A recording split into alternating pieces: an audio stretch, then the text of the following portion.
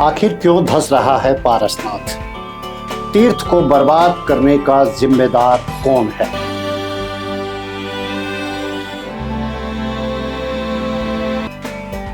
श्री शम्मेद शिखर जी क्या जोशीमठ जैसा बर्बाद हो जाएगा?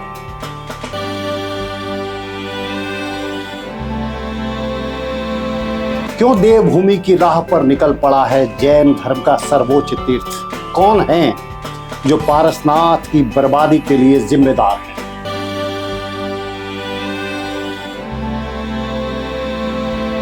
आज की कड़ी में हम आपको ऐसे ही पहलुओं से आपको रूबरू कराएंगे और बताएंगे कि किस तरह से तथाकथित संस्थाओं ने पहाड़ की रौनक को बेजार किया है। आपको दिखाएंगे कुछ ऐसे ही बर्बादी के मंजर जिससे तस्वीर साफ हो जाएगी कि वाइल्ड लाइफ सेंचुरी में सेंधमारी करने की और कब तक की जाएगी। तो चलिए हमारे साथ और देखिए पर्वत की तलहटी में बने ऐसे मंदिरों और धर्मशालाओं की दास्तां जिनकी वजह से आज हमें शर्मिंदा होना पड़ रहा है। आज का एपिसोड बहुत ही खास है क्योंकि इस एपिसोड में कई संस्थाओं की सच्चाई से रूबरू कराने जा रहे हैं। तो चलिए देखते हैं। हे सिद्ध भूमि, हम शर्मिंदा है।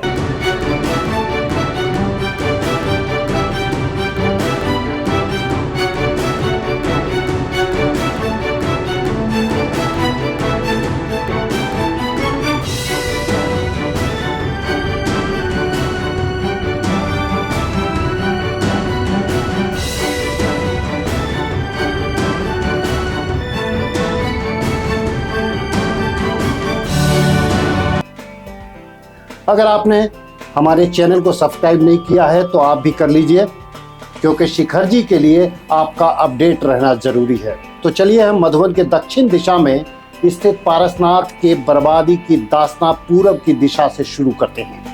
ये कहानी शुरू होती है आज से 40 साल पहले। धर्म मंगल जैन विद्यापीठ में बना यह मंदिर आज से करीब 40 साल पहले बनाया गया था। ये जो मंदिर देख रहे हैं उसके ठीक पीछे पारसनाथ पहाड़ है। उस वक्त जेसीबी और बुलडोजर के माध्यम से पहाड़ की तलहटी के पहाड़ काट कर समतल किए गए और मंदिर का निर्माण कर दिया गया। मंदिर के ठीक आगे लोटस टेम्पल की तर्ज पर मंदिर का निर्माण भी किया गया है। ये वही संस्था है जिसने पर्वत के अस्तित्व के साथ खिलवाड़ करने की शुरुआत की थी। धर्म मंगल जैन विद्यापीठ से शुरू हुआ यह सफर आज तक जारी है। इसके पीछे कई जैन संस्थाएं हैं जिन्होंने पहाड़ की तलहटी पर और पहाड़ के ऊपर में कई स्थानों में मंदिरों का निर्माण किया है। जैन संस्थाओं के पास अकूत पैसा है। उसी का फायदा उठाकर कानूनों के दायरे में रहकर या फिर कानून की कमजोरियों का फायदा उठाकर पारसनाथ की प्राकृतिक सौंदर्यता का हरण करती रही हैं।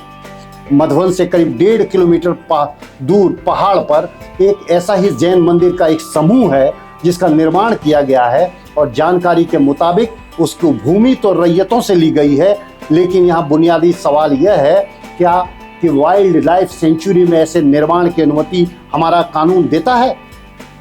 क्या कानून के मुताबिक वन्य आश्रयणी में ऐसे निर्माण की स्वीकृति दी जा सकती है? 24 अगस्त 2004 को हाई कोर्ट ने एक फैसला सुनाया था जिसमें कहा गया था कि पूरे शिखर जी पर राज्य सरकार का स्वामित्व बरकरार रहेगा। पारसनाथ पहाड़ी पर किसी के निर्माण की अनुमति नहीं होगी।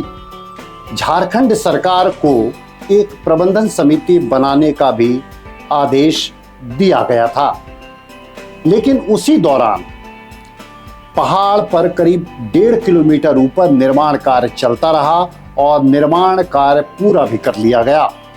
तत्कालीन एकीकृत बिहार ने 21 अगस्त 1984 को अधिसूचना जारी की थी। उसके मुताबिक वाइल्ड लाइफ प्रोटेक्शन एक्ट 1972 की उपधारा 1(18) के तहत पारसनाथ वाइल्ड लाइफ सेंचुरी घोषित किया गया था। इस अधिसूचना में साफ लिखा गया था कि वन्य प्राणियों और उसके संरक्षण के लिए एक अति महत्वपूर्ण क्षेत्र है जिसका संरक्षण अत्यावश्यक है। वहीं 2019 में झारखंड सरकार ने अधिसूचना जारी करते हुए इसे इको सेंसिटिव जोन घोषित किया और पूरे देश में जब जैन समाज ने इसके खिलाफ आवाज उठाई तो राज्य सरकार की पहल पर केंद्र सरकार ने इसे निरस्त कर दिया। ये तो सरकार की बातें थी, लेकिन सवाल जो उठ रहे हैं उसका निराकरण हुआ, लेकिन पवित्र तीर्थ की मांग जैन समुदाय हमेशा करता रहा है। यहाँ बुनियादी सवाल यह है कि पवित्र तीर्थ बनाने के लिए आपकी तरफ से क्या पहल हो रही है। इसका जवाब इन संस्थाओं को देना चाहिए। सिर्फ निर्माण करना अगर आपका मकसद है तो इस पर रोक लगनी चाहिए। आप अगर एक तरफ सरकारी नाले पर अतिक्रमण कर लेते हैं तो दूसरी तरफ आप पारसनाथ को पवित्र बनाने की मांग करते हैं। इससे आपको श्री सम्मेद शिखर को लेकर आपका दोहरा रवैया सामने आता है। एक तरफ आप पहाड़ से अवैध खनन कर मंदिरों की बुनियाद में पत्थर डालते हैं तो दूसरी तरफ आप सम्मेद शिखर के बड़े संरक्षक होने का ढोंग भी करते हैं। पारसनाथ के संरक्षण को लेकर उस जंगल में रहने वाले वन्य प्राणियों के लिए आपने क्या किया? इस सवाल का भी जवाब देना चाहिए। भीषण गर्मियों में जब आग लगती है तो आप क्या कदम उठाते हैं, इसका भी जवाब आपको देना चाहिए। लेकिन आप कुछ नहीं बोलेंगे क्योंकि आप नए मंदिर और धर्मशाला के निर्माण में व्यस्त हैं। शिखरजी स्वच्छता समिति इस मामले की गंभीरता को समझती है। शायद यही वजह है कि उसका एक प्रतिनिधि मंडल प्रमंडलीय वन अधिकारियों से मुलाकात कर पारसनाथ में लैंडस्लाइडिंग की घटना को लेकर ज्ञापन सौंपता है। इसके अलावा मधुबन में युवाओं की टीम एक ऐसी भी है जो गर्मी के दिनों में पहाड़ पर आग लगने पर आग बुझाने का काम करती है।